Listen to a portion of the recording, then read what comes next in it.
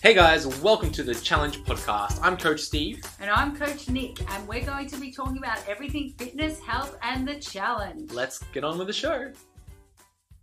What's up guys, Coach Steve here and welcome back to another episode of the Challenge Weekly Show. Today I'm joined with our co-host, Coach Nick. Nick, how are we doing today? Very good, thanks Coach Steve. How are you? I'm really well, Nick. Now, this week is an exciting week, Nick. You know why?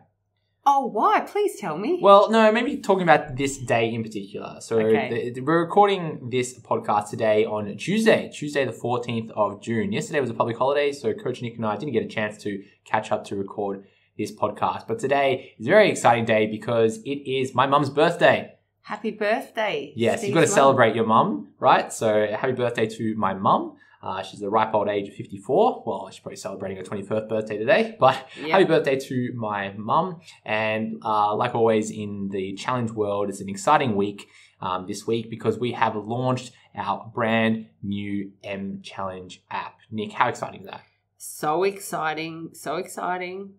So I'd like to congratulate or thank everybody who joined us yesterday. So yesterday was our launch day on the app, which was the 13th of June. And yeah, I want to thank everybody for being one of the first people to download the M Challenge app and go through the registration process and finally get into the app.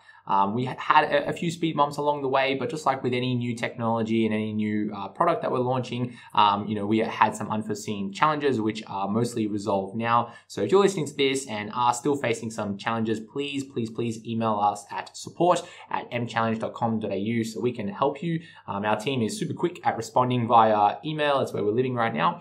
So if you have any problems, please email us. We'll be able to help you out. Yeah, and it's excellent that we're doing this now because we haven't even started prep week. So we've got a lot of time up our sleeves to iron it out.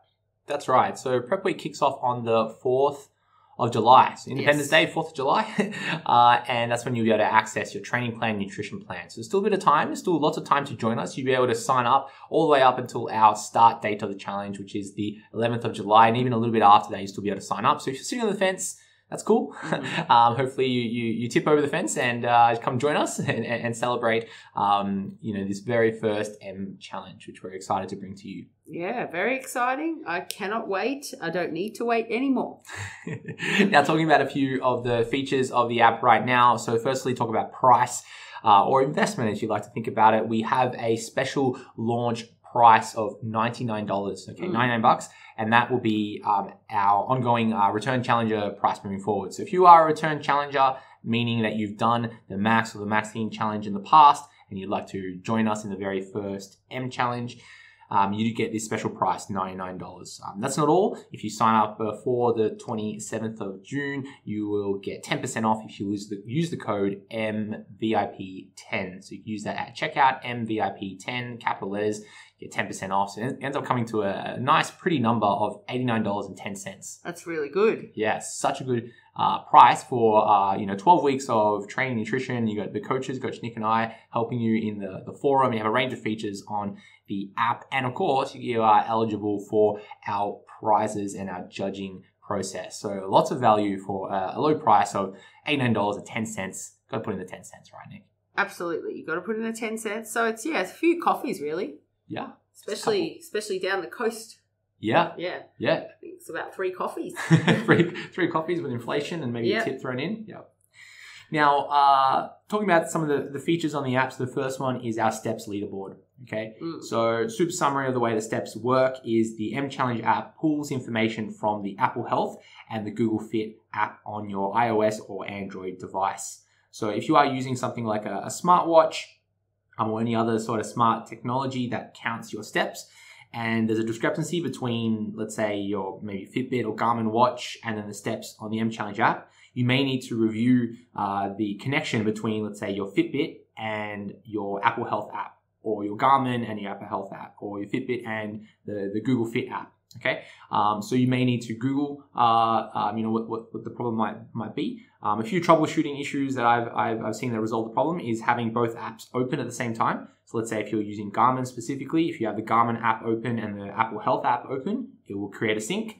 And then that sync will automatically push over to the M Challenge app. So if you do want to be really specific with your steps, you just need to make sure the sync is working well. Yeah, definitely. Now, you don't need to have a smartwatch. You can just use the step counter on your device. So most modern devices, if you bought it in the last 3 or 4 years, will have a step counter built into your iPhone or Android phone, which will automatically count your steps. You don't even need a smartwatch. Although the step counter on your device might not be super accurate, maybe you leave the device on a table and you go get a glass of water, come back, so it won't count those steps. So it might not count your full daily activity. Like for me, for example, I don't take my phone when I walk the dog, so that's not going to count those steps there when I'm using my phone. So just something to consider if you are going to use an activity tracker or use your phone, especially if you want to be competitive in our daily steps leaderboard. Yeah, and don't forget that tomorrow is a new day. So some days you can be, some days you can leave your phone at home, have a bit of a balance of both. Mm-hmm. Yeah. The other feature, big one that you can access right now is the forum. So you can head on over to the forum. You can start a conversation with other challengers. You can ask us questions about training, nutrition, the app, you name it. Coach Nick and I will basically live on the forum now that the forum is open. And I guarantee you'll be able to get a quicker answer from us via the forum than via other means, such as if you try to, contact us via the Facebook social hub, or maybe try to tag us on Instagram, or other ways to try to contact us. The quickest way would be through the forum, and I can guarantee you the best possible answer via the forum than via other crowdsourced ways to get an answer, such as through our Facebook social hub. Yeah, definitely. It feels pretty special, the forum, because you can only get in there if you get the app, and it's really cute and cool. It is. Yeah. The other feature you have access to right now is all of our contents. So you can listen to this podcast on the app. So maybe you're in the app right now. So hello if you're in the app. Hello. And you can also read a whole range of articles that Coach Nick and I have created around training, nutrition, and mindset. So if you're unsure about maybe nutritional principles or training principles, or what the hell is creatine, and why is sleep important for my body transformation journey, you can go read some of those articles right now. And Nick and I endeavor to add more articles over time. So if you have any big questions or maybe topics you'd like to learn more about, you can reach out to us on the forum. We'll most likely create an article for you, and you'll see the learn section grow over time. How cool would that be if you had your own article, if you were a muse for an article? So do send us in some ideas and you will get your article. Now, talking about training and nutrition, yes, you will be able to set up your training and nutrition plan from the 4th of July. Now, when I say set up, there are a few questions to set up the process. So the training plan is going to ask you what plan you want to follow. At the moment, there's 5 plans with a goal to increase that up to 10, which will most likely happen between now and the 4th of July. So you need to select your program. There's a range of information about each program depending on the length you want to train, what equipment you have available to you, and then your overall goal. Now, most of our programs are suitable for both fat loss and muscle building goals.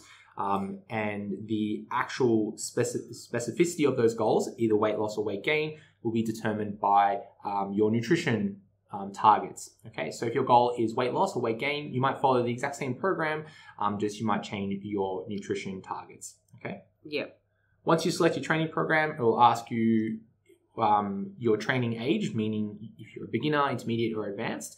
Then it's going to ask you to select which days you'd like to work out. So maybe you work full-time and you just completely unable to get to the gym Monday, Tuesday, Wednesday, but let's say Thursday, Friday, Saturday, and Sunday you want to train back to back to back. Okay, you can do that as long as it fits within your schedule. So there's probably no right or wrong way to train or when to train, as long as it fits in within your schedule, which you get to pick. Yeah, it's usually best way is what you're going to stick to.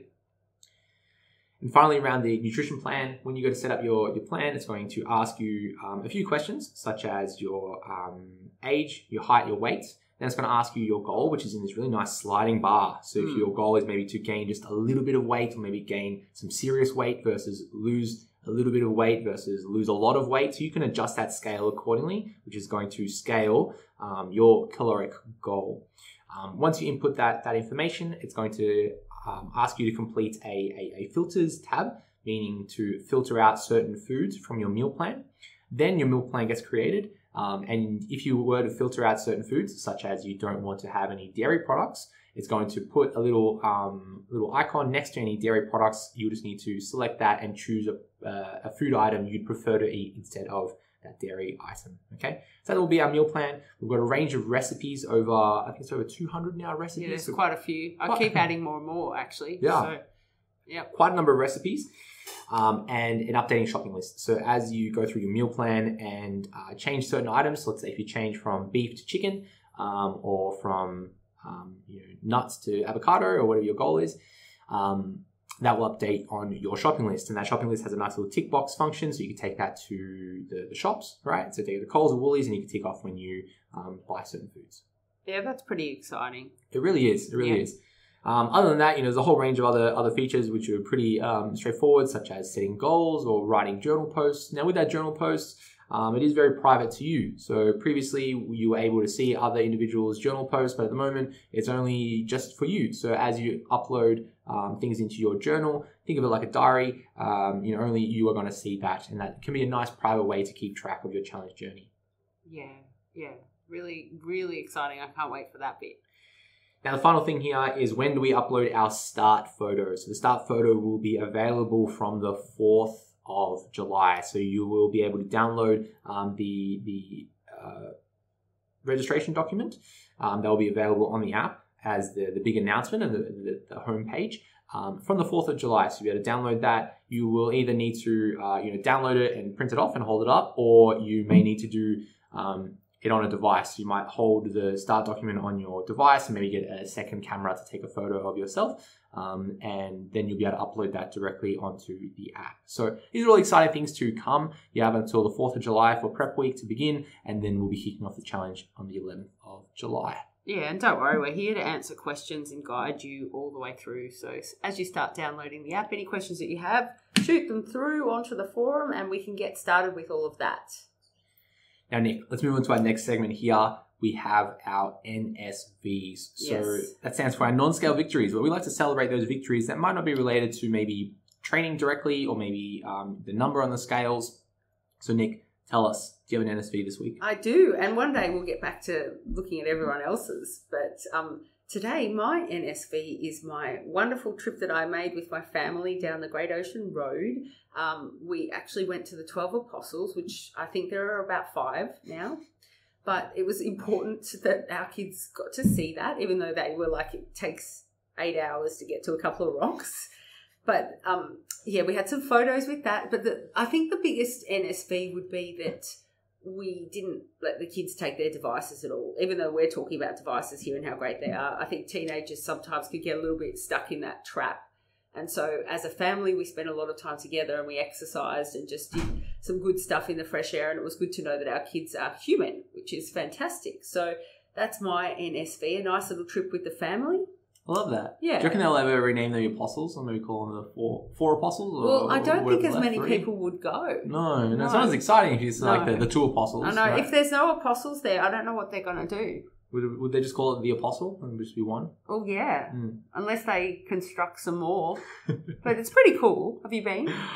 Maybe when I was in high school. Yeah. I think that's the same as my kids now. They'll say that maybe. Yeah. But I'm probably going to have to take baby George down to the apostles if he remembers. Take him when he's a bit older, because it's such a big trip that it's better if they remember. Yeah. Nick, I've got an NSV, and I think I'm going to steal the NSV for the M Challenge team, which is the launch of the app. Okay, right? So you're going to do a Seinfeld big salad. Yeah, basically, right? So I'm going to steal it from the entire team, and that's going to be my NSV. It's been an exciting couple of weeks as we get closer and closer to this project launch, and it's not over yet. So behind the scenes, we are working to resolve and iron out different bugs and issues. And that's been lots of back and forth over the past 24 hours with our developers and the rest of our team. It's been exciting times for everybody.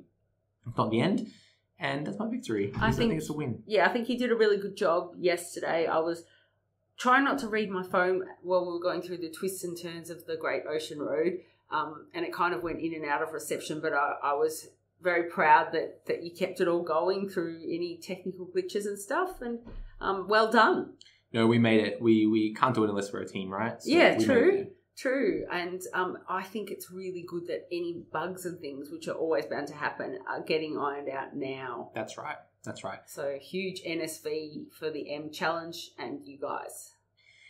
Now, if you are experiencing an NSV, let us know. We'd like to highlight you in our podcast. So you can post about it in our Facebook social hubs where we're able to see it, or on Instagram if you tag at m.challenge.official.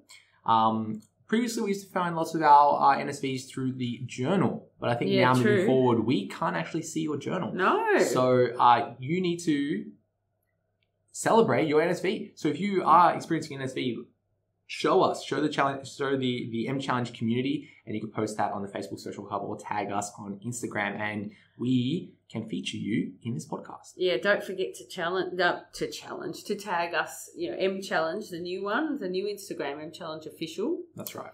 And we're very excited. We'll probably repost that and you'll get fame.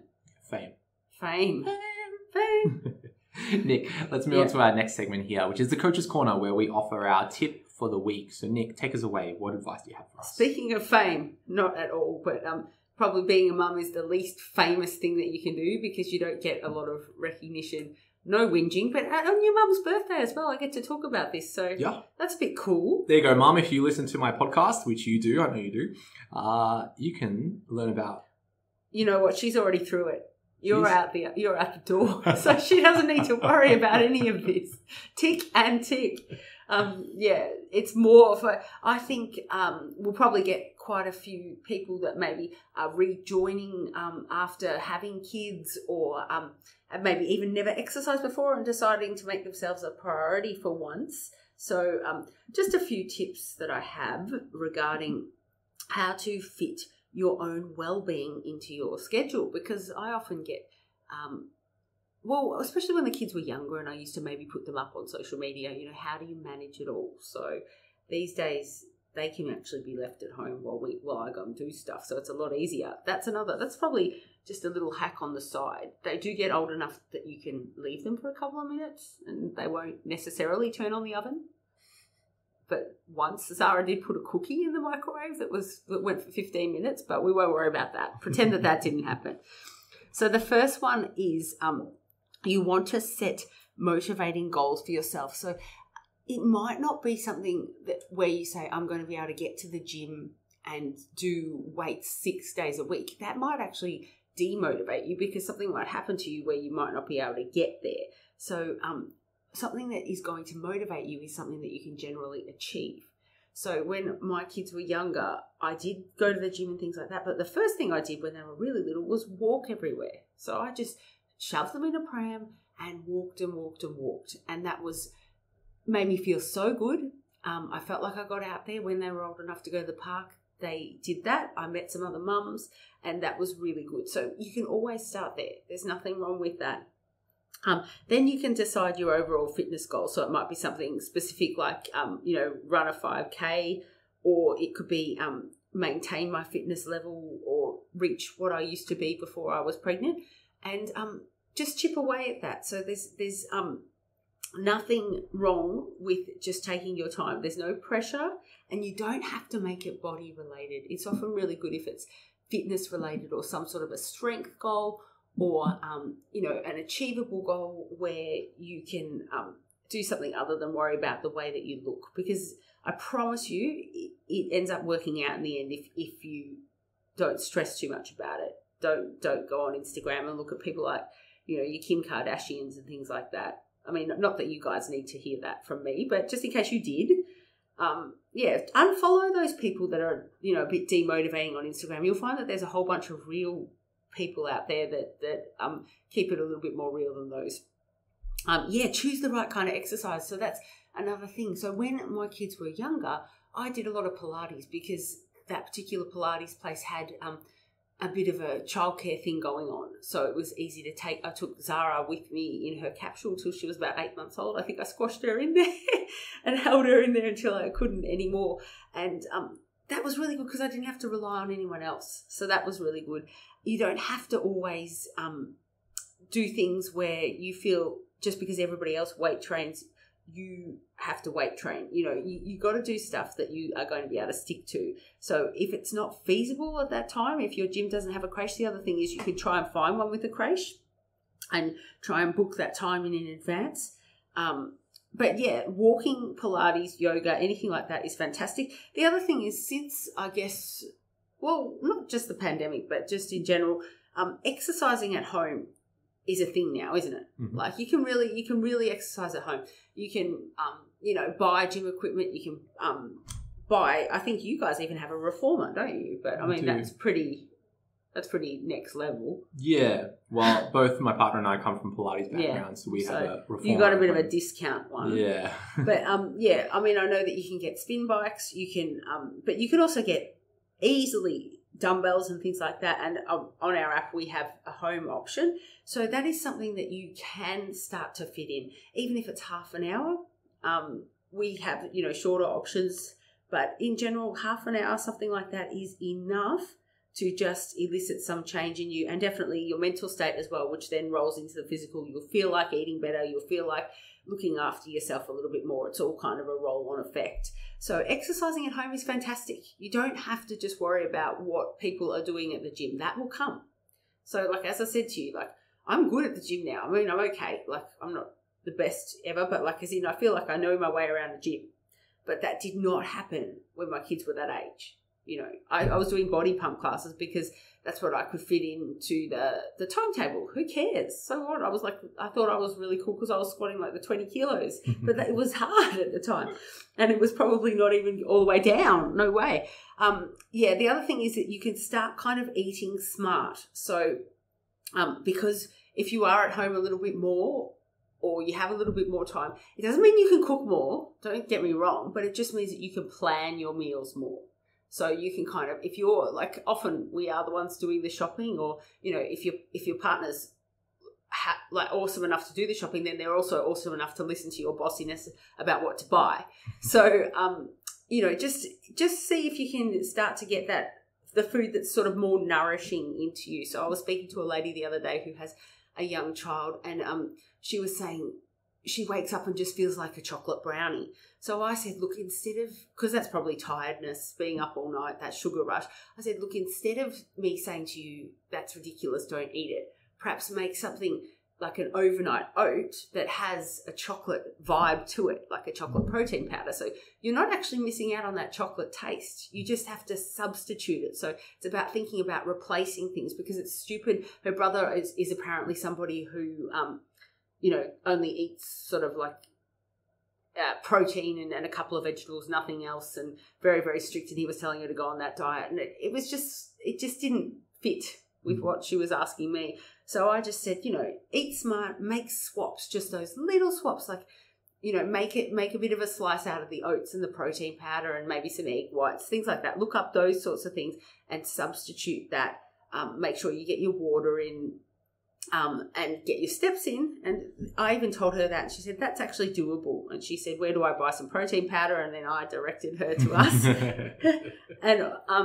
And then, so just the other thing is maximize movement. So even I'm doing that at the moment because I've got my show coming up. I don't even really have a lot of steps that I'm meant to do at the moment, but what I'm just being really careful of is that I don't just go to the gym and then sit down all day, because we work. We can be quite sedentary unless you and I actually get out there. Like our job, we'll train, but other than that, we don't really do much. Like mostly we're on computers, aren't we? We're kind of officey people. Yeah. So you've got to really think about maximizing your movement. So for me, you're just going to say you are ridiculous, but I've turned my house cleaning into a really kind of extravagant thing where I'll go up and down the stairs quite a few times, that sort of stuff. And I noticed that it's actually just that has made a little bit of a difference in just my movement, in what I'm trying to achieve with my goals. So I would just say maximize that movement. Especially, I like the idea of doing that in the afternoon. I used to think that getting up early, which I still do, was the best thing ever. But then the thing is, you can tend to sit down for the rest of the day if you tire yourself out too much. My new hack is see if you can get out sometime in the afternoon. Ooh, yeah, I like that. Thank you. Afternoon step goal. Yeah, because you really, if you get up at 5 like I do, and then go to the gym, then for the rest of the day you give yourself a hall pass to do nothing.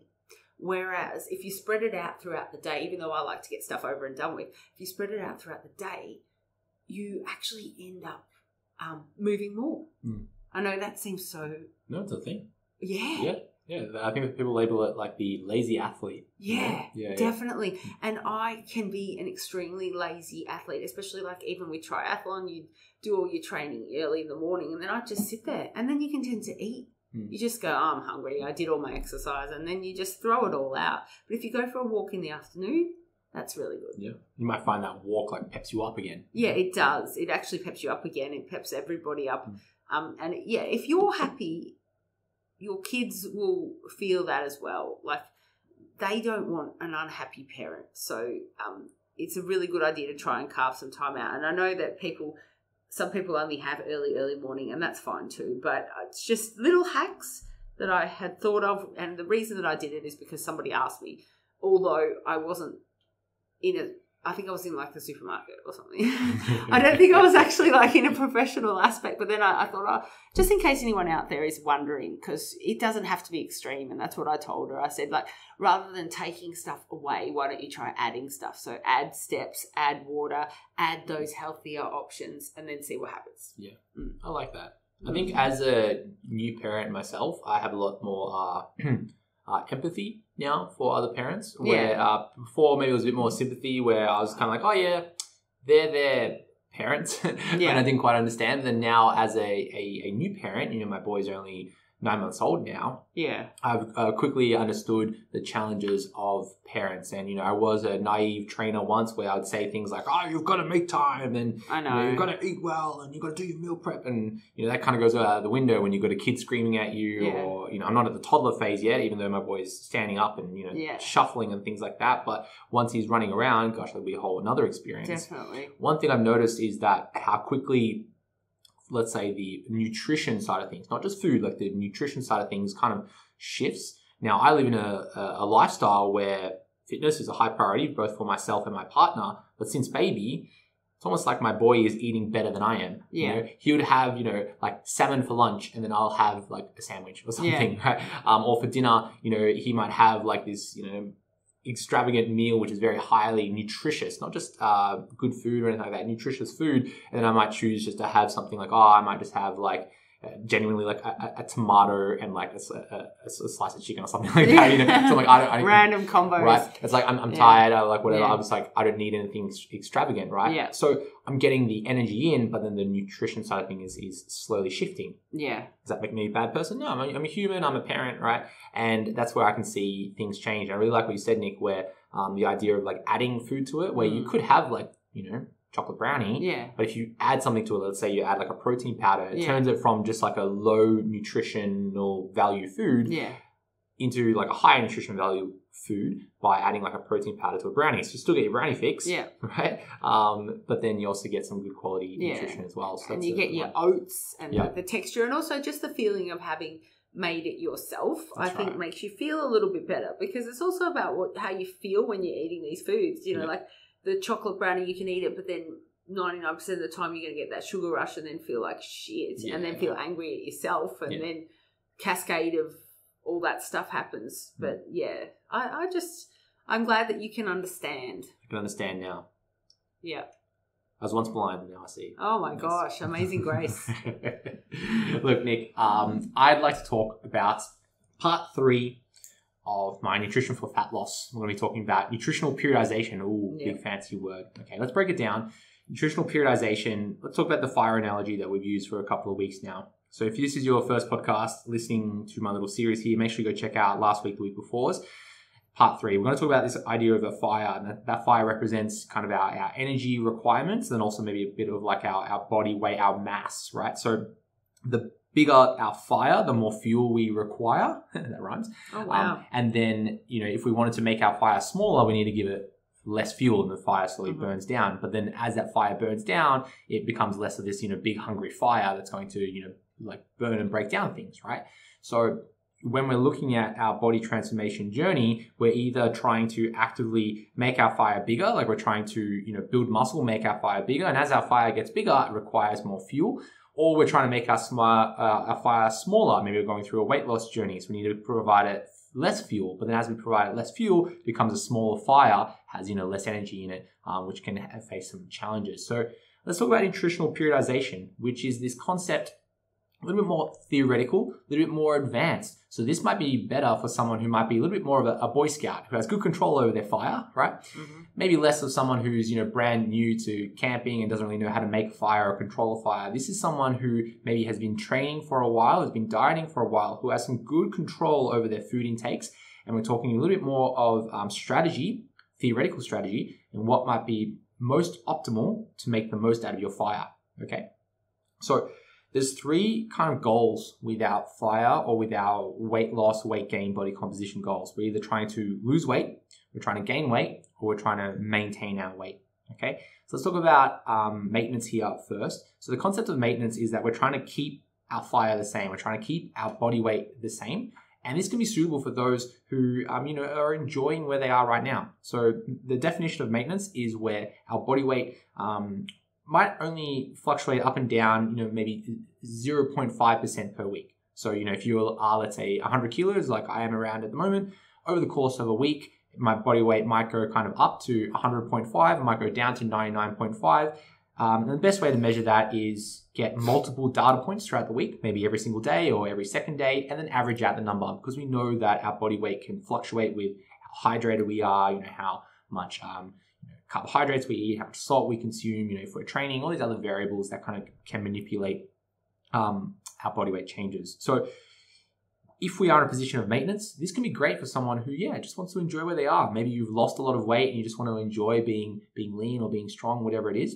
But, there is a time when, maintaining our weight is just kind of like, spinning the wheels. We can't expect our fire to change, right? Like, think about when you go camping, what's exciting about a fire is when you build a fire, make it bigger. That's exciting. Yeah, I'm building this big bonfire. Or what's also exciting is turning that bonfire into something small, like, maybe like a firefighter in a weirdly exciting way. They're bringing down the fire. So it's exciting when we see a change, and sometimes just kind of maintaining the fire isn't really exciting. We're just spinning our wheels, and that can lead to, demotivation and such. So if your goal is just to maintain, that can be great. You just need to be aware that, maintenance over a long period of time, can be a little bit, a bit boring realistically. And you might need to have more structured goals to change your physique. We go, I'm going to go through a structured weight gain phase and then a structured weight loss phase. So in terms of time-wise, that in terms of maintenance, I'd recommend, about 6 weeks minimum for maintenance, just to allow you to enjoy that. And you can do maintenance indefinitely, but again, there are some limitations because you can just lose interest in this whole thing, okay? Let's talk about the weight loss kind of idea. So nutritional periodization, if your goal is weight loss, or in another way, fat loss, we're trying to make our fire smaller. What rate should we lose weight at?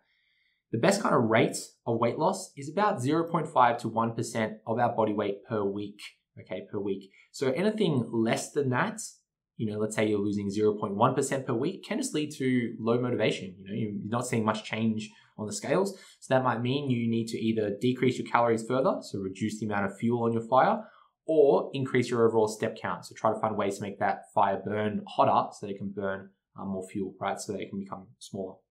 So that's on the lower end. And if you're losing more than 1% per week via an average, that can indicate more of muscle loss problems. So you might be losing things more than just body fat, okay? So a rough range is about 0.5 to 1% of your body weight per week. Any more, any less over a sustained period can be problematic.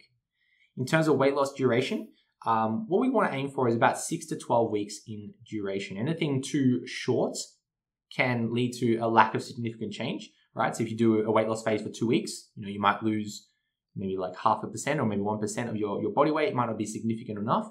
And when we implement a new strategy for weight loss, it can take a couple of weeks for changes to be significant. So we want a minimum of 6 weeks. And then, on that maximum end would be around 12 weeks in duration. So about 3 months in a pure weight loss phase before we transition back into like a maintenance phase and move on. Then in terms of like the total weight loss, we don't really want to be losing more than about 10% of our body weight in one particular weight loss phase. Meaning that kind of, if we are dieting, maybe get 10 weeks in, we've lost 1% per week, you may want to end the weight loss phase at 10 weeks and then transition into like a maintenance phase, trying to maintain your weight, and then move back into a structured weight loss phase. Now, again, this is all like theoretical stuff, right? So does it play out perfectly in the real world? Sometimes maybe not. And this is more suitable for someone who is a little bit more advanced, who has strong control over, their food intake, their energy expenditure. Someone who really is a good Boy Scout to create fires, not someone who's first time out in the camp. Okay, so let's talk about some factors that can rear its head in our weight loss journey that can, be like a negative factor for weight loss. Okay. So if we are dieting for more than 12 weeks, if we are losing more than 1% per week, or if we are losing more than 10% in one weight loss phase, some challenges that we face, firstly, is muscle loss. Okay, so the longer that we're dieting, the more muscle loss we risk losing. Now, when we lose muscle, it actually decreases our energy expenditure. So then what happens is as our energy expenditure decreases, we have to further decrease our energy intake to match that. Okay, so it ends up being this negative feedback loop of muscle loss and then decreased energy intake versus more muscle loss versus more energy decrease. So then you end up in a position where you're consuming, let's say, 1,000 calories, hating life and not seeing any more weight loss. So you kind of force yourself back into maintenance through these normal physiological pathways. So we don't really want to lose muscle at the end of the day. So long periods of weight loss can lead to more muscle loss. When we are in this weight loss phase, our performance decreases. So, if you are consuming fewer calories, we're not training as hard as we could if we're eating in a calorie surplus. So that can accentuate the muscle loss process and leads to that negative feedback loop over and over again. Other factors that happen when we are at low energy intakes is we see a decrease in our overall step count because we're just tired. So like if you wake up at 5 a.m., at 3 p.m., you're not doing many steps. Same thing happens if we are in a sustained weight loss period over a long period of time, and that decreases our overall caloric expenditure or our metabolic rate. Other changes to our health occur at low caloric intakes or weight loss phases for long periods of time. So we can experience, poor quality sleep, changes in our hormones, changes in our experience with hunger, increased stress, both physical, emotional, and mental stress, and other changes into our health. So we just feel like lethargic, feel like crap, lots of fatigue and other kind of psychological things like, mood swings and stuff. In terms of our training overall, main thing is that decrease in performance, but then we also face problems with structured training programs through like deloads. So if you are going through periods where you are trying to resensitize a new training program, that low volume of training can lead to more muscle catabolism, meaning the breakdown of muscle. So at the end of the day, we don't want to be dieting for a really long period of time, right? We want to be in a structured weight loss phase for at most, let's say 12 weeks or so, plus or minus a couple of weeks, losing about, 10% of our body weight before we transition back into like a maintenance phase. Some people call that, reverse dieting. Some people call that, recovery time, where we are kind of in this maintenance zone where we can kind of recover these, side effects of dieting before we transition into a new goal. So what some will do, will go through a weight loss phase for that time, go through a maintenance phase, and then go back through a weight loss phase. So they stagger it through there. Now, in terms of weight gain, so if we're trying to build our fire, just quickly here, weight gain or muscle building goals are often like after the fact, meaning most people start a fitness journey to lose weight, then they might transition into a weight gain phase. When we are going through a weight gain phase, primarily we're trying to build muscle. And we want to be gaining at a rate of 0.5 to 1% per month. It's much slower than our weight loss goals where it's per week. We're trying to gain it per month, 0.5 to 1% per month, which ends up being about, maybe 0.25 to 0.5% per week. So very small increments in weight gain. Our weight gain phase, similar, minimum 6 weeks. Anything less than that, we want to see significant muscle growth. And, the higher end is about this 12 to 18 weeks of muscle gaining phase. We can do it longer, but then we face some other challenges like we're about to go through. And similar to our weight loss, we don't really want to be gaining more than 10% of our body weight in one weight gain phase before we kind of go through either a maintenance or a weight loss phase. So some challenges that we face when we are going through weight gain, firstly, is we gain body fat. That's inevitable. So even if you are trying to gain muscle, we go through a process of gaining fat as well. The good thing is that once we gain the muscle, it's much harder to kind of build muscle than it is to maintain it. It's really easy to maintain muscle through a dieting phase. So you might gain, let's say, 1 kilo of muscle and then let's say maybe 2 kilos of body fat. So you gain 3 kilos in total, 1 kilo muscle, 2 kilos body fat.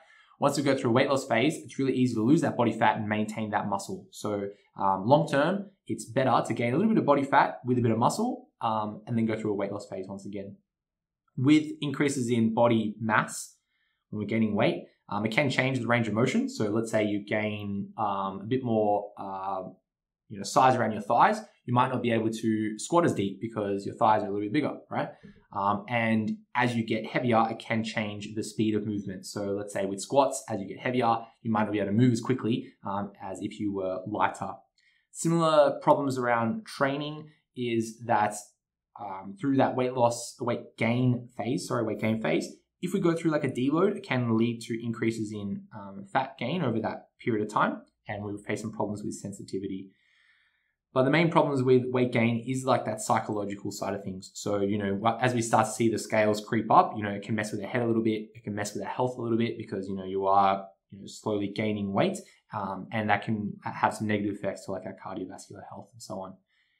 That summarizes nutritional periodization. Again, it's more of an advanced concept. It takes someone who is really disciplined in their body composition goals, someone who has good control over their food intake and energy expenditure, and someone who really knows how to control their fire. But once we kind of create this theoretical framework, we can start to periodize our program long term, where we go, okay, over the next year or 3 years or 10 years, this is my goal. I want to get down here, I want to get up here, down here, up here, and enjoy those times of up and down. Whew. Cool. What a summary. Yeah, well, I've just been through that. So I'm coming out the other side. I'm in a weight loss phase at the moment. And I can tell you right now that it was the best thing I ever did, because the shape that I'm producing now is like really good. I can see so many things that I didn't have before. New gifts. Nice shoulders and all sorts of stuff like that. And somebody on Instagram said to me, isn't it great that you didn't gain any body fat? And I said, yeah, I did. Yeah, I did. And that's the thing that I really want to demystify for everybody. I sure did. And there was nothing wrong with that, because that was my aim. Mm-hmm. My aim was to gain, and obviously, like, as you said, within those parameters, but it's impossible not to. And it's actually not a bad thing. No. So you can lose it and you can gain it, and it's all good. And I've found that this dieting phase hasn't been too bad, really, for me at all so far. So yeah, I think that once you kind of like look at the bigger picture, right, where some of us are really looking at the micros perspective, like the day to day, right, being like, oh my god, my body weight is this today, and cue freak out. Where if we kind of zoom out and look at the week, the month, the year, we go, okay, well, how, in the bigger picture, is this working right now? Yeah.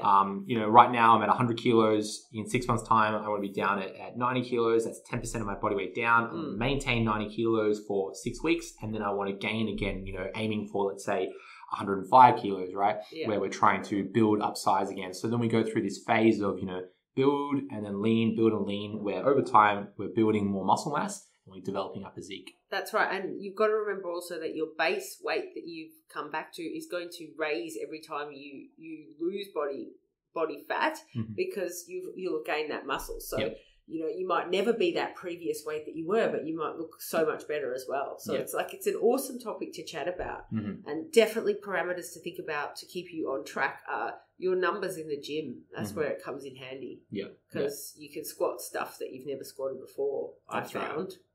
Like even now, like I've gone through a prolonged weight gain phase with maintenance sprinkled in, where I haven't really completed a structured weight loss phase in a while.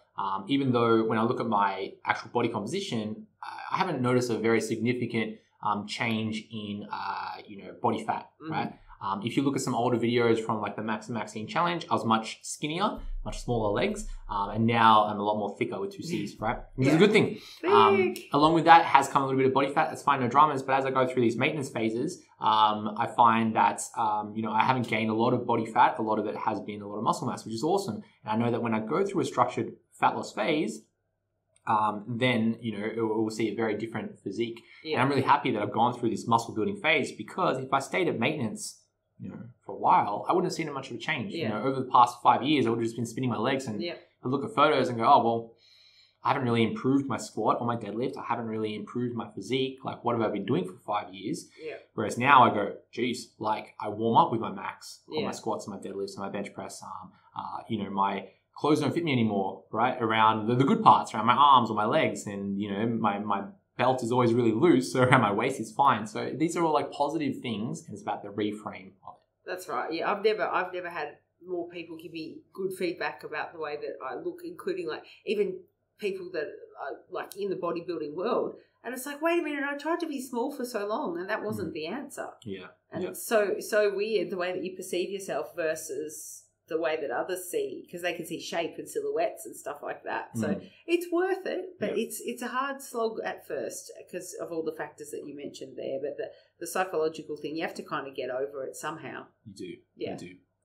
Nick, let's move on to some questions for the week. So some questions from our community. Now, if you have a question for us, you can check out the comments section down below. So you'll be able to see a link to a little form you can fill out, and you can ask us a question and we're going to answer it here in this podcast. So the first question here is, do you stick to the plan as written or do you do your own thing? So Nick, you can answer this one. We're talking about the challenge here. Do we stick to the challenge training plan or do you do your own thing? What advice do you have for this person? Oh gosh, this is the universal question for anything. Like when you have a coach or you go into a structured plan, like do you decide to stick to it or do you do your own thing? Even people in my spin classes over the years I've had people that have brought headphones that they just want to sit in there.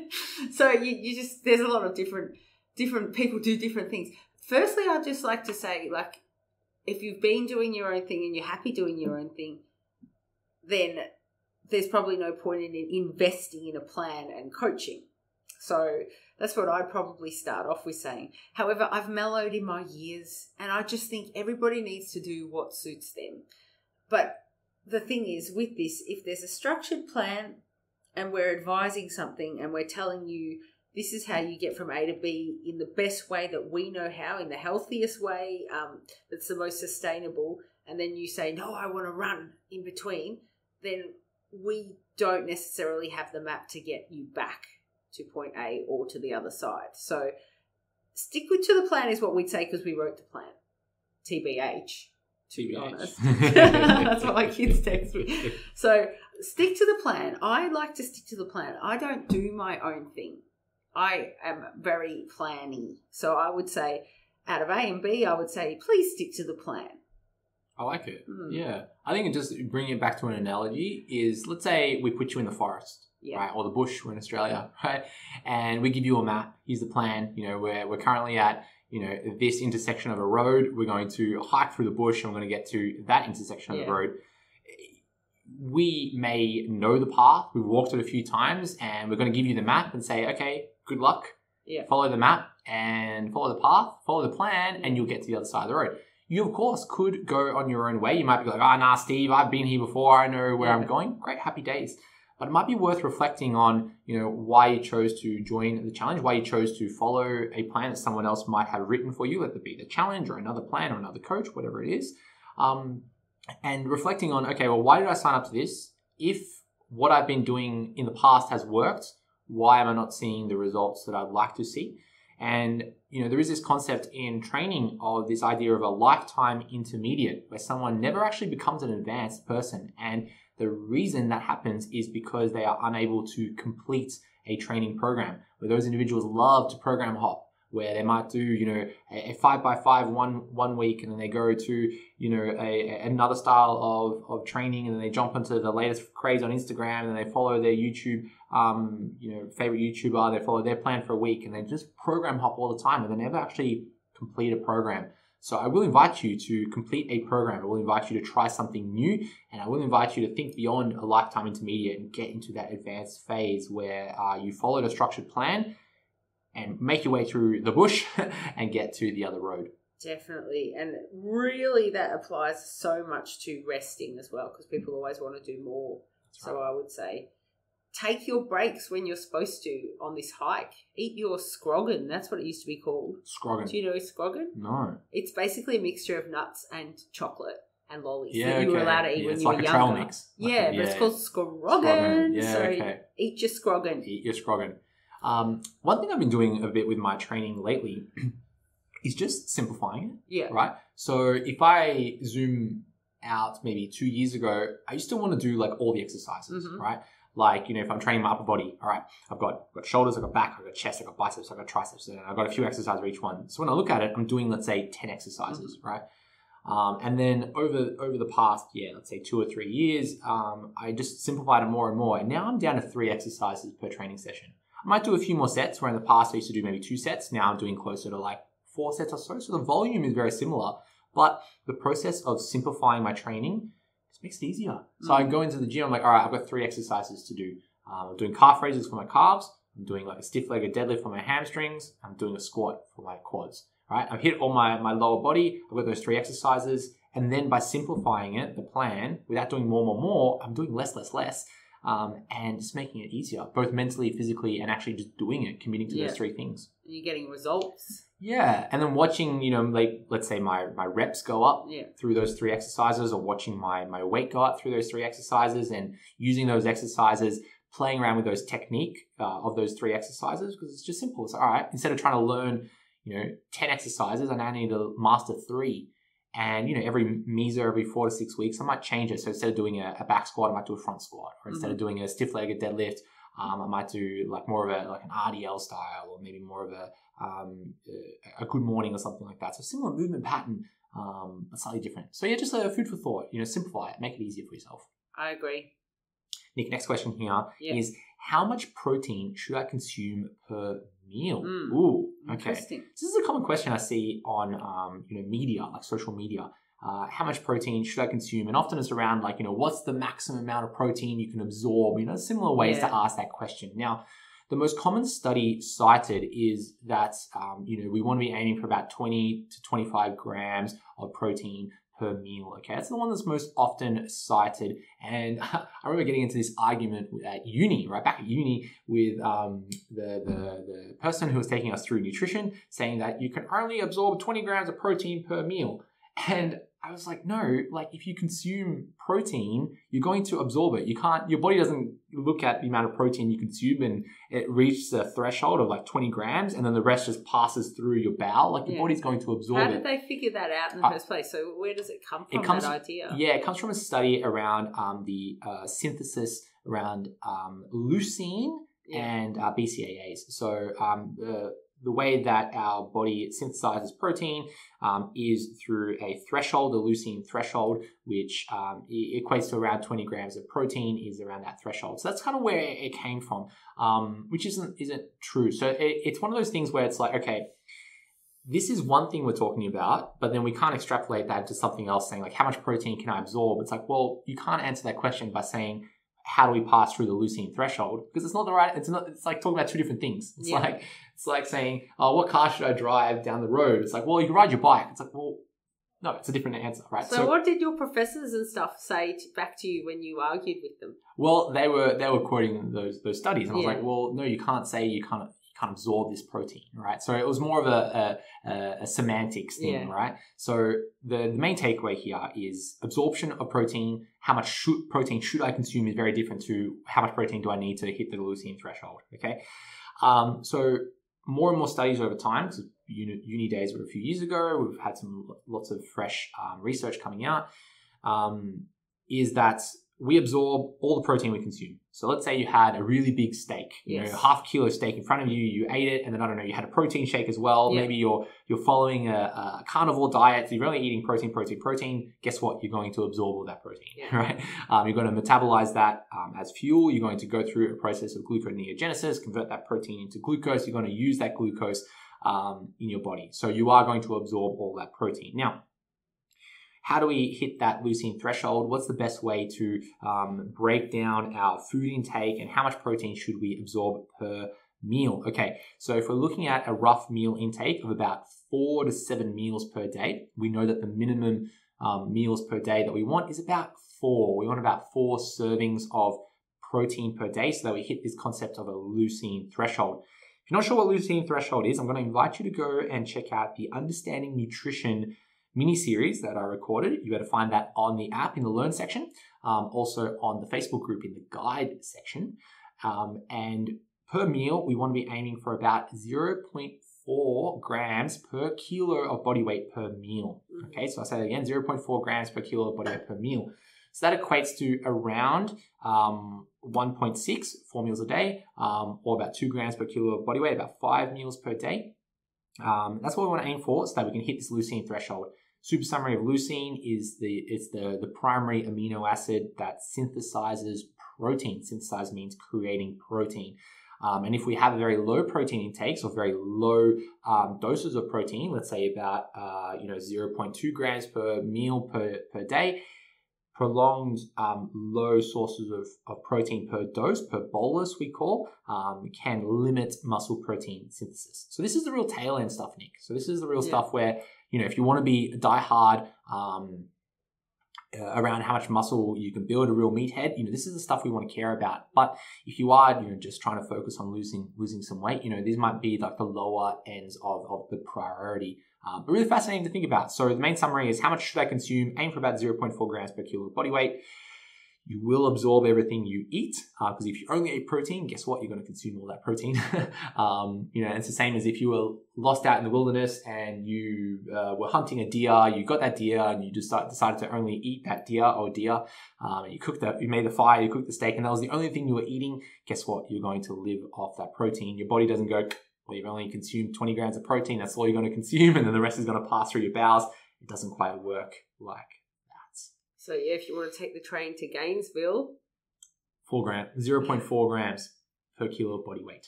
Especially if it's a deer. No, poor deer. Oh, dear. No, oh dear. No, dear. Next question. We're talking about ab training. Yes. What are the best ab exercises? Whoa, okay. What a strong word. I know, best. That's the thing, because it depends. But yeah, so can I just tell you my two favourites? Tell me. My faves currently.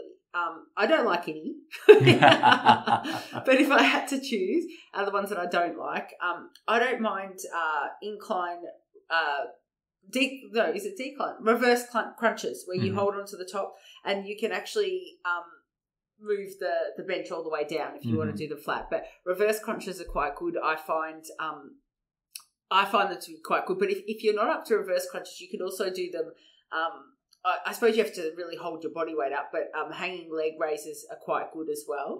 So, because I find that you can sort of use your hip flexors a bit too much in reverse crunches if you're not good at them yet. But I do find that they are quite good. Now, I know that people like to think that that's going to make you see your abs. It doesn't. It's your diet, but it helps to build what's under there. So, and then I just like a classic floor crunch, but I like it holding a dumbbell against my chest. And I can't be bothered being too macho about it, so I do anchor my feet under something, or someone sits on my feet if I let them. And I like to do that. But you don't come all the way up, so you maintain the tension. You only come about halfway up. So it's not about swinging up and down. It's just about maintaining that control. And as you said before about as you get lighter, well, you didn't exactly say this, but as I'm getting lighter, I'm finding them easier because obviously my gains must have been all up in my trunk because I'm like, oh, hang on, this is easier. I don't think I'm getting any stronger. I think it's just that I'm losing body fat, so it's actually a little bit easier to do as the weeks go by. So they would be my top two that I don't mind doing.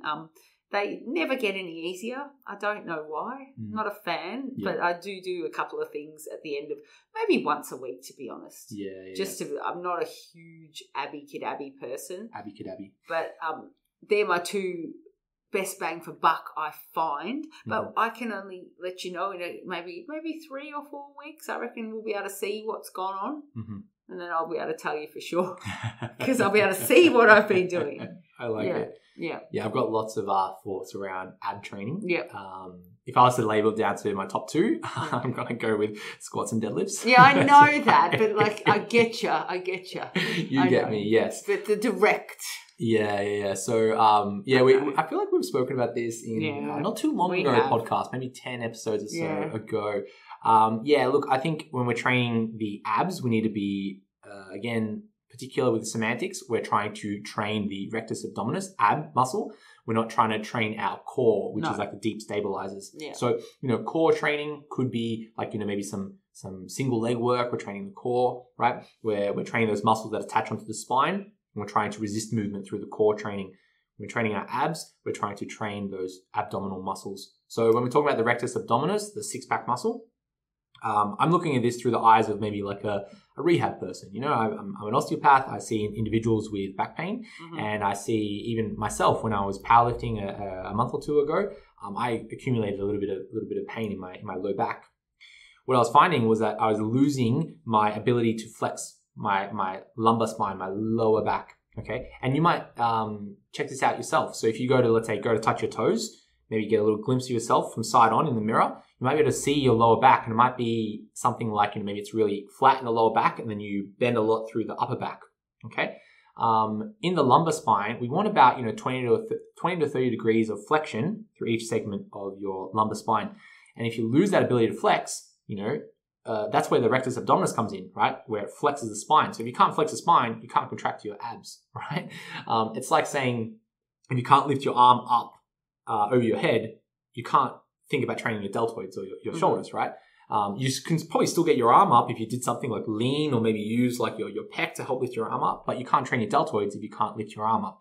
Same thing with your abs. If you can't flex your lumbar spine, the rectus abdominis is very minimally going to contract. So my advice, if you want to train your abs, is to learn how to contract and move your spine, okay? And my best go-to is actually one of them being what you said, Nick, with a reverse ab crunch. Oh my gosh, I made it into the Coach Steve Hall of Fame. Yeah. So that was an accident. What it's really nice to do is it's like a bottom-up movement, right? Because you're using like the bottom lever as opposed to a top-down movement where you're using the upper lever as in your upper body.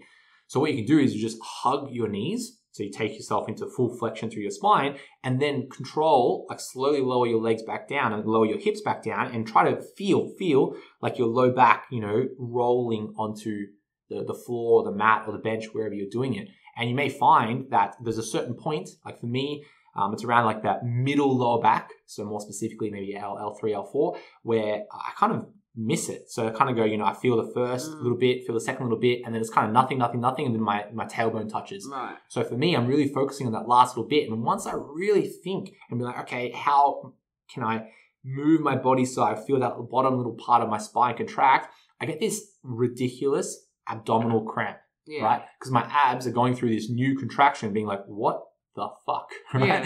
Yeah. Hard. It's like, lifting your arm up for the first time, your deltoids will be like, what the fuck is this, right? It's like with my abs when I'm doing that motion.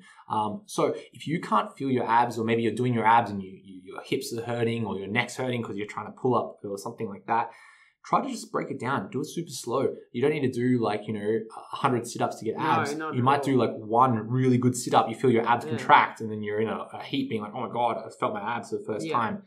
Once you can restore that lumbar flexion, then you're using your abs tenfold through activities of daily living, and you might not even need to do any direct ab work. Okay, but I digress. I've got lots of ideas around abs. Yeah. Look, I must say, I really don't do heaps. No. But it's because I'm in the gym all the time doing everything. Mm-hmm. So, but good. Last question here. When are machines better than free weights? Ooh, I like this one. Yeah, Arnold, when? When? Come on. So the question often is, what's better, machines or free weights? But I like this, is like, when are machines better than free weights? Okay, it's a little bit of a directed question. Okay, so briefly talking about the two differences. Free weights, we're talking about maybe dumbbells or barbells. And it's not just like one or the other. It's a little bit of a spectrum, right? Where maybe the dumbbell is a bit more of this like free weight idea. And then as we kind of transition into like a barbell, it's a little bit more like more stability requirements. And then maybe like a Smith machine, it's a bit more free weighty, but then also in the machine world.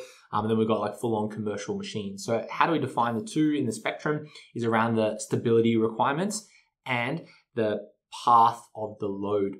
Okay. So free weights have a huge stability requirement. So if you're doing a dumbbell chest press, you need to control that dumbbell through a huge plane of movement, because it can, move to the left, move to the right, move up, it can move down, it can move forward, backwards. So it's got like, it can go all over the place. So it's a huge stability requirement. Now, just like a cannon, a cannon goes boom. If you put a cannon on the ground in a big cement heap and, you support it, give it lots of stability, the cannon can go boom and shoot the cannon in a really far way. But if you put that cannon on like a boat, right, a really small, like a dinghy, right, that cannon is not going to be able to shoot very far because it's not stable. Same thing happens in the body, where if you are unstable, right, using free weights or maybe trying to take the stability through a crazy thing like, maybe you're trying to do earthquake work or Bosu ball work or trying to create instability for whatever reason, you can't contract as much as you normally can.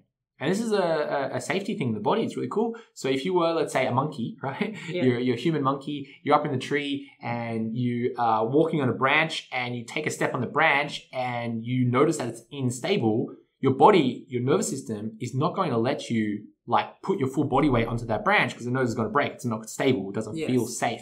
So this is a very, safety mechanism that's built into the body. Really cool. Where you just won't be able to create as much force. That's a stability requirement. So when we look at, let's say, building muscle, when we look at, let's say, developing strength, we need to find a way to maximally exert force on the body. This is where machines can be helpful because the stability requirements are much lower on machines. So if you, let's say, go on a leg press, you lay down, you're nice and safe in this machine, you push against this solid force and you press, you can apply lots of load through your legs, hundreds of kilos. People can squat, 200, 300 kilos. Sorry. Rephrase that. People can leg press 200, 300 kilos, but then they go to squat and they struggle to squat, let's say, a barbell back squat of 50 kilos, right? So they're able to produce force when they're stable, but when they need to provide their own stability, they're unable to produce that force. So this is where machines can come in handy because you can, just simply create more force. And we know that force or tension on the muscle leads to really high hypertrophy signaling, okay? The other thing to consider is the range of motion and then the path of the load. So this is where machines might have some limitations. I know this question was when a machine's better. But let's say you're a really tall person, really broad shoulders, and you're going to do, let's say, a machine row. And in this machine row, it's got, one handle, it's in a straight line. And when you go to row, it just feels awkward. You can't really change your hand position and it rows in maybe a straight line. But if you were to do, let's say, a single arm dumbbell row, in that row pattern, you might be able to row in more of an arc fashion, okay? So when you row in a machine, it might be in a straight line versus when you row with free weights, it's more of an arc pattern. So this can become problematic sometimes because you can't really change the way the machines work. It might be in a straight line, it might be in an awkward angle.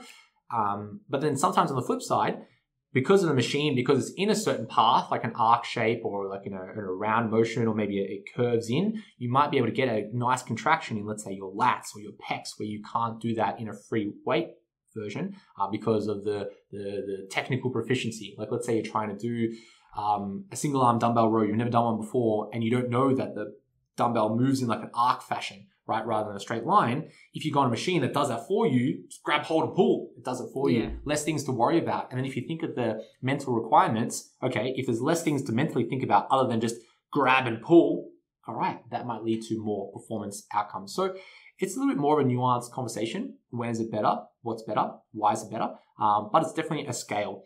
For me, lately, Nick, I've been using a lot more machines. Yeah. I love machines. Especially if you find a really good machine that you feel like it's built for your body, right? If you know how to adjust machines, maybe the seat height, the angle, those types of things.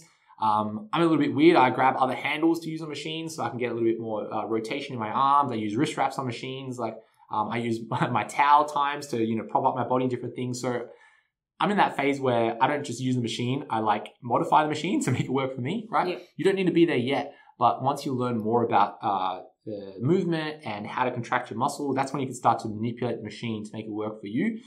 Manipulate the machine, what am I, a Terminator or something, exactly. Right? Once you get that working, it can be better for, things like the pump, for tension, for muscle growth, for strength. And for me, my strategy is to build some good quality, hardware, some muscles, so that when I transition back into powerlifting, I've got a little bit more machinery so that I can, squat more, deadlift more, bench press more. Yeah. I digress. I'm very fortunate to go to a gym with excellent machines. Yeah, I've been there. Yeah. I'm a little bit jealous. It's really good. Really good. So I do a bit of both as well. Yeah. But, talk about, again, I'll just highlight the machines are definitely in a spectrum where on one side of things, you've got like dumbbells, and then as you transition, you've got maybe barbells, a bit more stability, Smith machines, you've got cables kind of thrown in there, and then you've got like full on machines, and then you've got like pin load machine. It's a very big spectrum, all with their pros and cons. And there's no dogma here. There's no one way is better than the other. It's just theoretical. This could be better for X, Y, and Z reason. That's right. But Nick, let's wrap up there for episode number 69 of the Challenge Weekly Show. It's been a fun episode because it's my mum's birthday. Happy birthday, Mum. Happy birthday. And of course, it's been an exciting week because it is the launch week of our M Challenge app. So if you haven't already, go to the mchallenge.com.au website. You can join the M Challenge. You'll be able to join up until the 11th of July, maybe a few days afterwards. Once you register, once you join, you can download the M Challenge app. So that's on iOS, M Challenge, or on Android. Search for M Challenge, all one word. And once you download that app, you can log in, of course, once you register via our website, and you have access to a whole range of features like we've spoken about today. If you enjoyed this episode, go check out our 68 other episodes, a good week and a half full-time listening to Coach Nick and myself talking about everything fitness, health, and the challenge. And we'll catch you next week for episode number 70. See you guys. Thank you. Thanks for tuning in, guys. If you like the show, share it with a friend. Or leave us a review on iTunes to spread the good word. See you next time.